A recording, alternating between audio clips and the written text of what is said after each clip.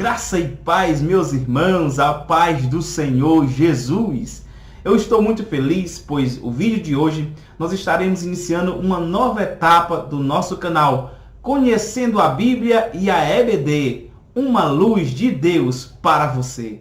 Você gostou desse? Se você gostou, compartilhe, divulgue, deixe o seu like e, se não é um inscrito, se inscreva no nosso canal.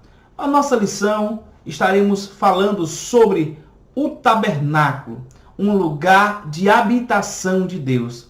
Todo esse trimestre nós estaremos falando sobre o tabernáculo, símbolo da obra redentora de Cristo. O tabernáculo, símbolo da obra redentora de Cristo. O comentarista desse trimestre é o pastor Elienay Cabral, primeiro secretário da mesa diretora da CGADB. Ele é teólogo, conferencista, membro da Casa de Letras Emílio Conde e autor de diversas obras publicadas pela CPAD. Então, irmão, você tem a oportunidade de aprender mais sobre o tabernáculo de Deus, que hoje é você, certo? Então vamos começar a nossa primeira lição desse trimestre, que tem como título Tabernáculo, um lugar da habitação de Deus. Repetindo, tabernáculo, um lugar da habitação de Deus. O nosso textual está registrado em Êxodo, capítulo de número 25 e versículo de número 8. E me farão um santuário e habitarei no meio deles. A nossa verdade prática, eu sempre costumo dizer que ela é a essência de toda a lição. E o tabernáculo de Moisés foi o protótipo da igreja de Cristo, no qual hoje Deus habita e manifesta a sua glória. Protótipo quer dizer o primeiro a ser criado. Quando alguém cria algo, ele não faz logo em grande escala. Ele primeiro faz o protótipo, que é o primeiro, para provar, para ver se vai dar certo. Depois é que ele faz os outros modelos, os outros em grande escala. E assim foi o tabernáculo construído por Moisés no deserto. Foi o primeiro, o protótipo de quê? O primeiro de quê? Do tabernáculo que seria hoje a igreja de Cristo. Hoje há milhares e milhares de tabernáculos espalhados por todo o mundo, onde Deus manifesta a sua glória e habita. A nossa leitura bíblica em classe está registrada em Êxodo, capítulo 25, do 1 ao 9. Eu não vou ler, mas você pode ler aí na sua casa, se você tem a revista, leia. E se você não tem a revista, acompanhe na sua Bíblia. Êxodo, capítulo de número 25 e versículo de número 9. Vamos começar a nossa aula com a introdução. Deus sempre desejou se relacionar com o seu povo. Ao longo das Escrituras Sagradas, o Pai Celestial buscou se revelar ao ser humano para relacionar-se com ele. Deus é um ser pessoal. Deus sempre desejou se comunicar com o homem, se relacionar com a sua criatura. Ele é um Deus pessoal. Por isso que o tabernáculo, ele foi criado no deserto para o povo se relacionar com Deus, porque Deus queria estar próximo do seu povo. Nessa primeira lição, nós veremos que o tabernáculo foi a construção foi construído para que Deus habitasse nele e se encontrasse com o seu povo. Assim, compreenderemos que essa construção requereu a participação humana por meio de ofertas voluntárias, que esse projeto veio da mente de Deus e que há uma relação tipológica entre o tabernáculo e a igreja de Cristo. Essa é a nossa introdução. Nós devemos entender que Deus é um ser pessoal, que essa construção do tabernáculo no deserto era para que Deus habitasse no meio do seu povo e que essa construção precisou da participação humana por meio de ofertas voluntárias e que esse projeto veio da mente de Deus e que há uma relação tipológica, simbólica com a igreja de Cristo Jesus. Amém? O nosso primeiro tópico fala que a parceria de Deus com o seu povo para a construção do tabernáculo. Houve a parceria entre Deus e o povo de Israel para que construísse ali o tabernáculo no deserto. O primeiro ponto do primeiro tópico diz: por que construir um tabernáculo no deserto? Por que construir um tabernáculo no deserto? O pioneiro pentecostal Gunnar Wingre, que redigiu uma monografia para sua graduação teológica, na qual foi escrito à mão e apresentada no Seminário Teológico Sueco em Chicago, Estados Unidos, em 1909, iniciou seu texto monográfico assim: por ordem divina, o tabernáculo, propriamente dito, a mosaica tenda do testemunho, constituiria uma morada sagrada, erguida segundo um modelo celestial. Desde que os israelitas saíram do Egito e caminharam até as cercanias do Monte Sinai, onde Deus falou com Moisés e revelou-lhe suas leis, o Altíssimo quis habitar entre o seu povo. Para isso, ele concedeu a Moisés a planta de uma tenda, a fim de construí-la para reunir o povo de Israel diante dele e assim receber a sua palavra. Então, Deus foi o arquiteto, Deus foi o engenheiro dessa construção do tabernáculo. Ele foi o engenheiro e o povo veio com a mão de obra. Houve essa parceria. Deus foi o engenheiro, mostrou a planta para Moisés, como deveria ser feito o tabernáculo, e o povo entrou com a parceria da mão de obra e do material. Deus pediu para que Moisés falasse ao povo que desse voluntariamente as ofertas para a construção desse tabernáculo. Essa tenda denominada tabernáculo era de caráter provisório, pois podia ser armada e desarmada durante a caminhada israelita pelo deserto. Ela percorreu todo o deserto até chegar na terra de Canaã.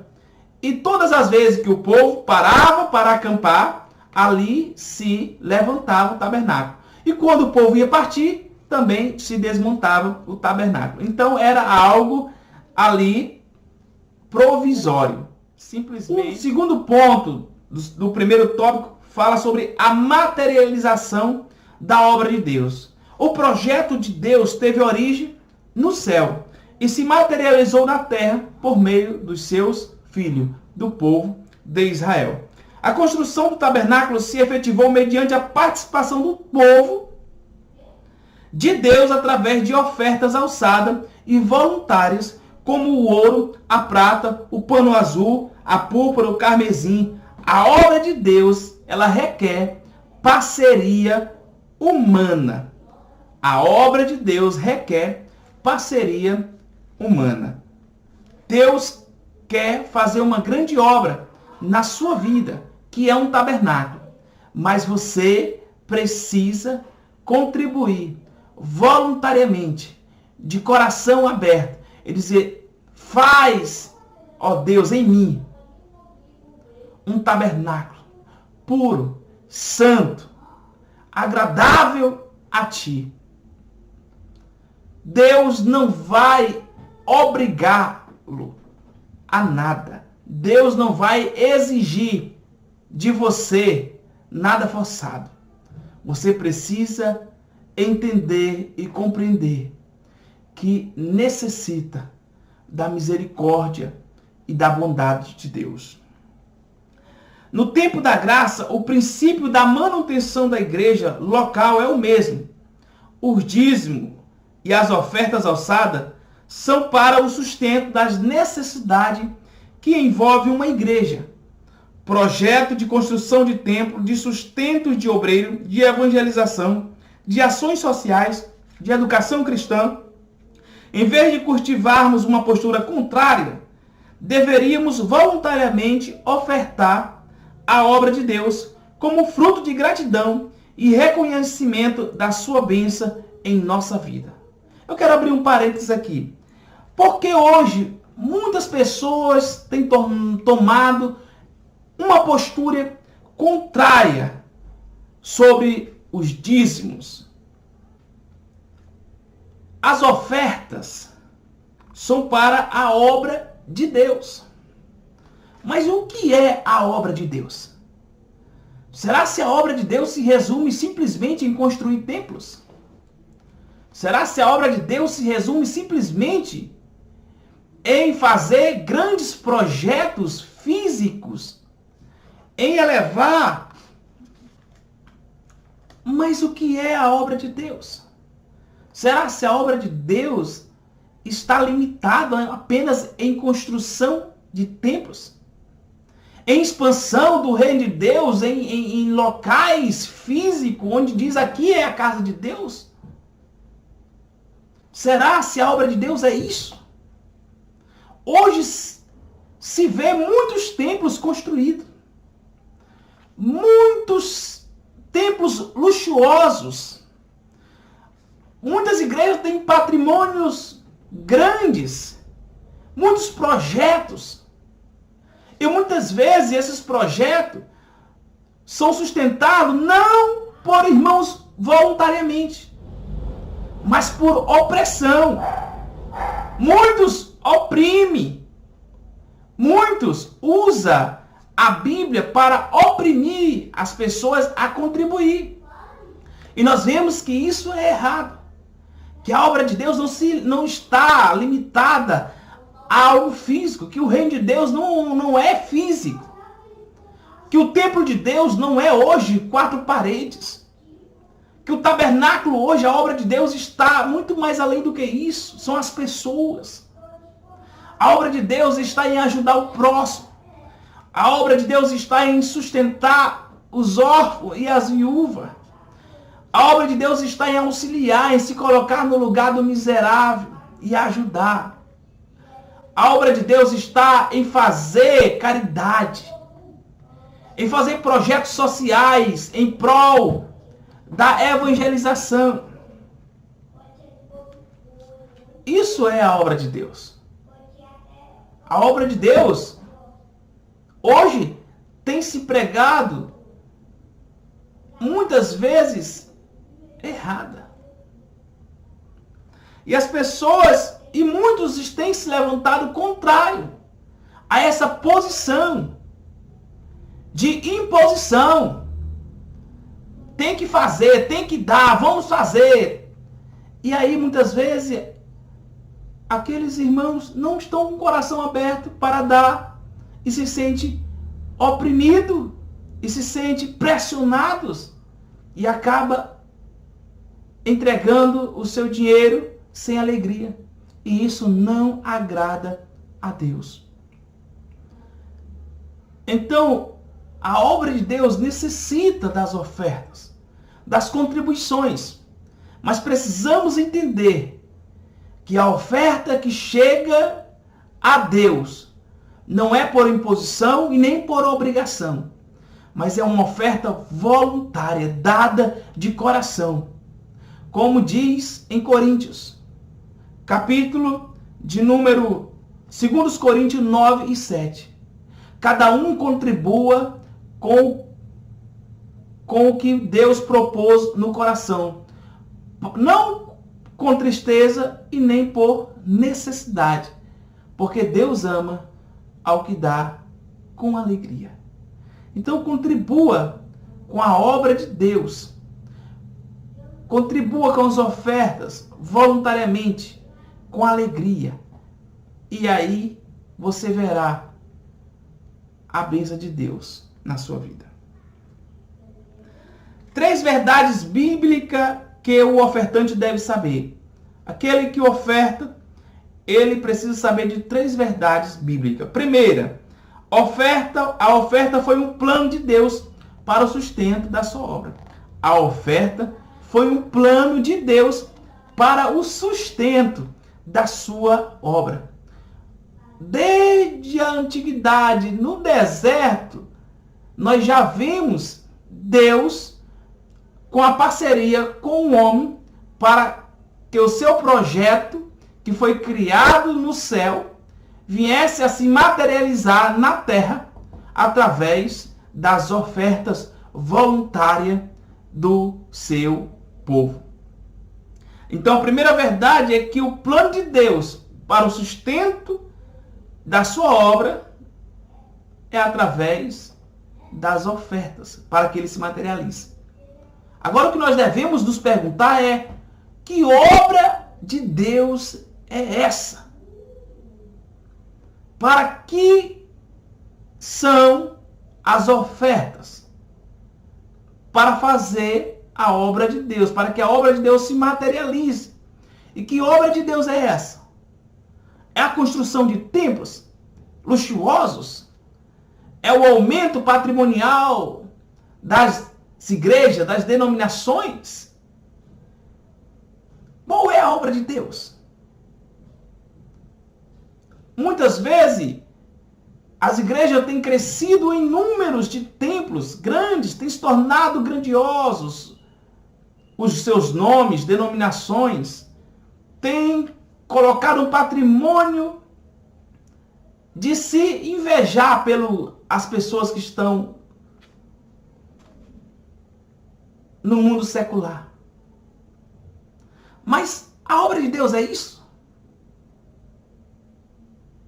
Ou as ofertas são para ajudar o crescimento da obra de Deus?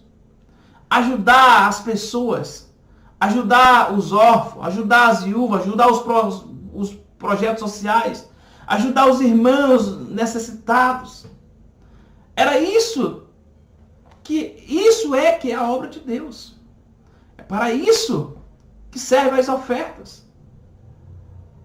Hoje se existe muitos templos, mas o que está faltando é a igreja. Existem templos físicos, mas falta os templos espirituais, onde Deus habita, onde Deus manifesta a sua glória. Porque muitas igrejas, a sua visão está não no projeto de Deus, ele tem feito o seu próprio projeto.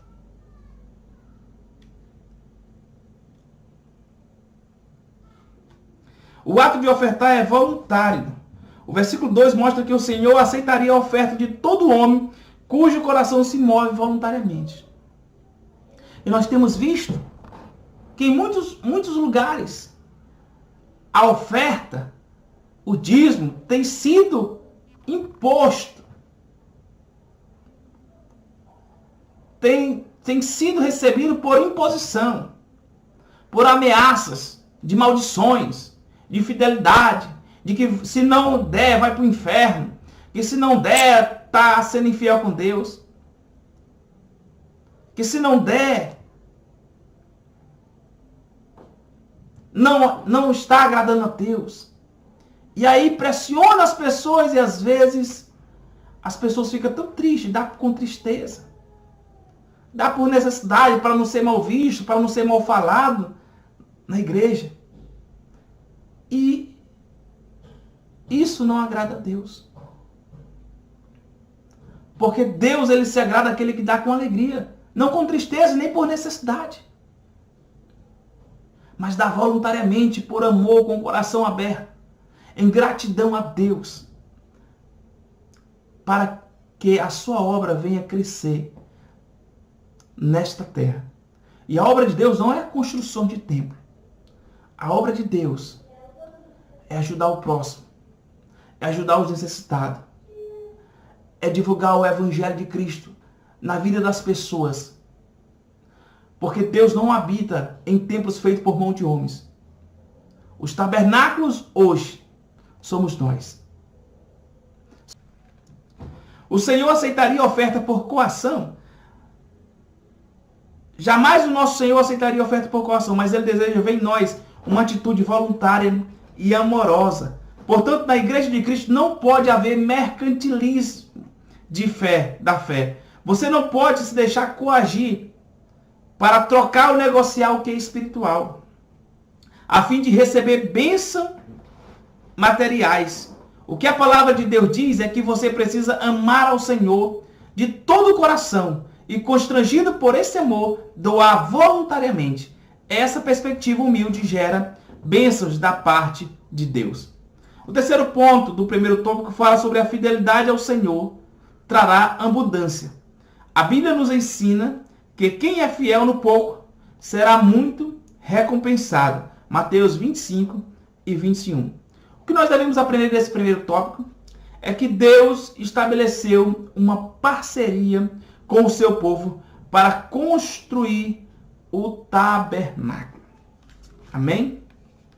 Vamos para o segundo tópico da nossa lição de hoje.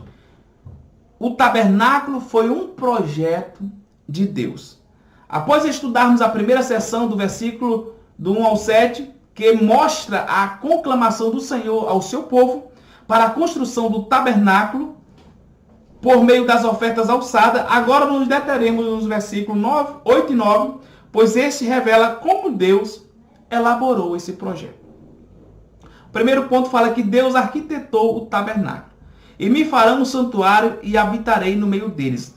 Assim inicia o versículo 8. O tabernáculo seria um santuário em pleno deserto, aonde Deus habitaria entre o seu povo. Desde o início é perceptível o caráter provisório do projeto divino, pois o povo de Israel não faria uma peregrinação perpétua no deserto. Deus elaborou a engenharia e arquitetou toda a construção do tabernáculo, dando a Moisés a relação dos materiais que deveria ser utilizado. Por meio do legislador de Israel, o Senhor conduziu o seu povo desde a saída do Egito até o Monte Sinai. Nesse monte, ele revelou-se a Moisés e aos 70 anciãos do povo, bem como a Arão, Nadab e Abiú, que viram a glória de Deus. Ali a glória do Senhor estava presente e uma nuvem cobria o monte. O aspecto da glória do Senhor era como um fogo consumidor no cume do monte. Por 40 dias e 40 noites, Moisés entrou no meio da nuvem e subiu até o cume do monte para ouvir a Deus. Ali o Altíssimo deu a Moisés as diretrizes para construir o lugar onde ele habitaria. Então o projeto de Deus, que é o tabernáculo lá no deserto, ele foi dado a Moisés no Monte Sinai. Moisés passou 40 dias e 40 noites ali falando com Deus, e Deus descreveu para Moisés detalhe por detalhe desse tabernáculo. O tabernáculo foi um projeto de Deus. Embora Moisés haja sido formado academicamente no Egito, nenhum item do tabernáculo era fruto de sua mente engenhosa e disciplinada. Recebendo instruções diretas de Deus, Moisés persuadiu ao povo hebreu a construir o tabernáculo, pois este era um projeto celestial. O Pai desejava habitar entre os homens e derrubar a parede de separação erguida pelo pecado no Éden. Ele queria fundir o céu com a terra. Esse projeto glorioso só alcançaria o objetivo máximo na encarnação e crucificação de Jesus Cristo, seu amado Filho, na plenitude dos tempos. Então nós vemos aqui que o tabernáculo foi Deus que arquitetou esse tabernáculo. E foi Deus que projetou.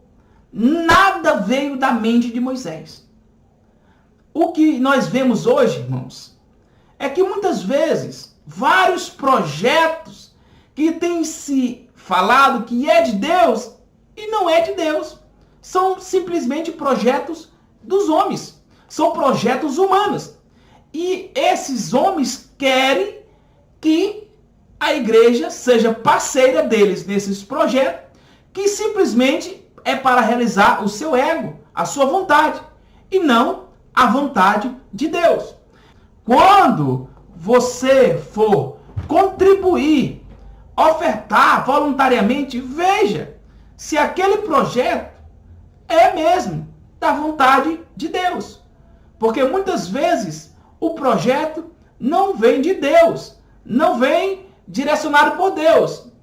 E muitas pessoas hoje têm sido decepcionadas porque deram muito dinheiro para muitos projetos e depois viram que foram enganados. Então vamos verificar direitinho se este projeto, qual estaremos contribuindo, com amor, com alegria, verdadeiramente é a obra de Deus, é para a glória de Deus, é para louvor de Deus. Esse projeto do tabernáculo, ele foi arquitetado e projetado por Deus. Nada veio da mente de Moisés. O plano térreo do tabernáculo. O plano do térreo do tabernáculo continha um espaço físico de 100 por 50 côvados aproximadamente. 50 por 25 metros. Uma vez que um côvado equivale de 45 a 50 centímetros. Então, um côvado, ele equivale de 45 a 50 centímetros. Como você pode ver, está aí o plano térreo do tabernáculo. A arca da aliança, o candelabro, a tenda do testemunho, o altar de holocausto, a pia de bronze, a mesa dos pães da proposição, o altar do incenso. Aqui é o lugar santíssimo. Aqui é o lugar santo. Aqui é o pátio. E aqui é a tenda do testemunho. Você observa que no lugar santo está o altar do incenso, o candelabro e a mesa dos pães da proposição. No lugar santíssimo só está a arca da aliança. E aqui, fora da tenda, no pátio, ficava o altar do holocausto e a pia de bronze. Na arca da aliança se guardava 3 coisas. Estava lá a vara de Arão, que floresceu, o maná e também as 2 tábuas da lei dada por Deus a Moisés no Monte Sinai. Certo? Então, no segundo tópico, o que é que nós devemos entender? Que Deus arquitetou o tabernáculo, dando o plano térreo de estrutura a Moisés. O nosso terceiro tópico fala sobre a relação tipológica entre o tabernáculo e a igreja. A importância dos aspectos tipológicos do tabernáculo. O apóstolo Paulo deu a importância a essa relação tipológica quando escreveu: tudo que dantes foi escrito para nosso ensino foi escrito, para que pela paciência e consolação das Escrituras tenhamos esperança. Romanos 5 e versículo 4. O tabernáculo de Moisés no deserto deixou profundas lições para a igreja. Nessa tipologia, nessa simbologia, esse símbolo que é o tabernáculo para nós, descobrimos uma relação com a igreja e com o Senhor Jesus. Nas lições seguintes, veremos a importância simbólica do tabernáculo em seus adereços, utensílios e cultos, seus ministros e ajudantes, sua ordem e significado de cada item na relação espiritual tipológica com a igreja de Cristo. O segundo ponto do terceiro tópico fala que a igreja de Cristo é o tabernáculo de Deus na terra. O tabernáculo e o templo de Salomão simboliza a igreja de Cristo, edificada para a morada de Deus em espírito. Efésios 2 e 22. Alguns textos do Novo Testamento fazem da tipologia o modo de comparação entre o tabernáculo e a igreja. Paulo tipificou a igreja como um edifício de Deus para falar de crescimento coerente e organizado da comunidade cristã. 1 Coríntios 3 e 9. Neste edifício, os crentes em Cristo são identificados como pedras vivas, as quais são edificadas umas sobre as outras. Portanto, a igreja é o edifício espiritual construído para a morada de Deus, como o tabernáculo no Antigo Testamento. Ela também é tratada como templo de Deus, 1 Coríntios 3:16. A figura do templo aqui tem dupla referência, pois se refere-se à igreja e também ao lugar da presença de Deus. A igreja é tipificada como a casa de Deus de caráter familiar, porque a palavra casa, nesse contexto, refere-se à família que mora na casa. 1 Timóteo 3:15. O tabernáculo de Moisés era material e Deus habitava nele. A igreja é o tabernáculo espiritual, onde o Altíssimo habita e se manifesta gloriosamente. Então, o que é que nós devemos entender desse terceiro tópico da nossa lição? Que o tabernáculo era uma imagem da igreja de Cristo no mundo. Quando se fala de igreja, não estou falando do templo físico em si. Da igreja é a igreja de Cristo. Nós somos pedras vivas. Nós somos o templo de Deus. Deus não habita em templos feitos por mão de homens. Hoje nós somos a casa de Deus, a morada de Deus, onde Deus quer habitar e manifestar a sua glória sobre nós. Mas nós devemos compreender que assim como houve participação do povo para a construção do tabernáculo no deserto, Deus também quer que nós participemos desse projeto, dessa edificação, dessa casa espiritual que Ele quer fazer em nós. Precisamos hoje contribuir voluntariamente, de coração aberto, renunciando às nossas vontades, às nossas paixões, os nossos deleites, e dizer, como a canção: faz de mim, Senhor, um santuário puro e santo e verdadeiro. Que nós possamos ser parceiros de Deus nesse projeto, de que nós estaremos aptos para recebermos a presença de Deus, a glória de Deus em nós. Conclusão: essa lição teve por objetivo levar ao aluno a compreensão da tipologia do tabernáculo em relação à igreja. O tabernáculo seria mais do que um protótipo ou modelo futuro da igreja, no qual Deus revelaria a sua glória. Esse tabernáculo aparece como um bem futuro, que aponta para a pessoa de Jesus Cristo, que veio a esse mundo mostrar na prática o desejo de Deus em habitar com os homens. Ele fez isso na encarnação de seu Filho, o tabernáculo divino. Espero que você tenha compreendido a lição de hoje e que na próxima semana estaremos trazendo uma nova lição, a lição de número 2, que tem como título Os Artesãos do Tabernáculo.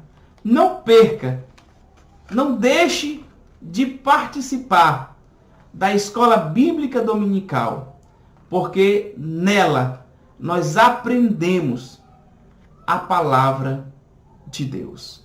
Amém.